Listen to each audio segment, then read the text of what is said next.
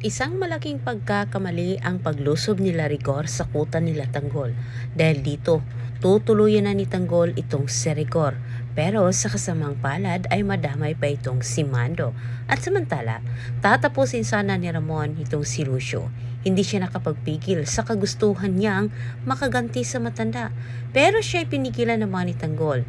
Dahil paliwanag ni Tanggol, kaya umano niya ginawang bihag ito si Lucio. Sa kagustuhan niyang mapatunayan umano na siya ang totoong nanalo bilang mayor at hindi itong si Miguelito.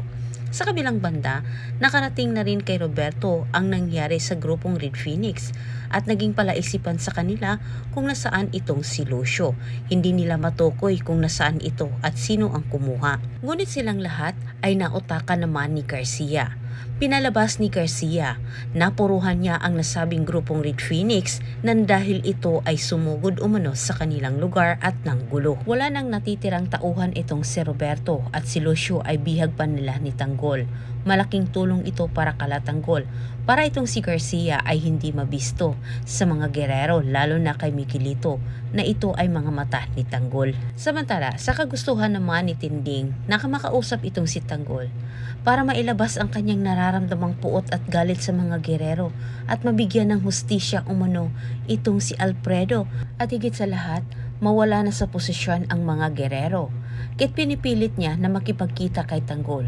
Ngunit walang kamalay-malay itong si Tinding na itong si Rigor at Mando may ginagawang hakbang para hulihin itong si Ramon at Tanggol. Ngunit ilang kabaliktaran ang mangyari sa mga inasahan ni Rigor sapagkat sa mga oras na iyon nakipagkita itong si Tanggol kay Tinding, si Ramon naman at Marites kumilos na rin sa kabilang banda. Pinagsasalita na nila itong si Lucio sa harap ng kamera.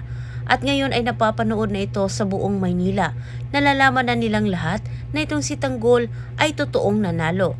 Sa gagawing paglusob ni Rigor sa kuta nila Tanggol, tilang si Rigor din ang pipigil sa mga tauhan niya para hulin itong si Tanggol sa takot naman niya nang malaman nila na ang totoong mayor ang kanilang tinutugis.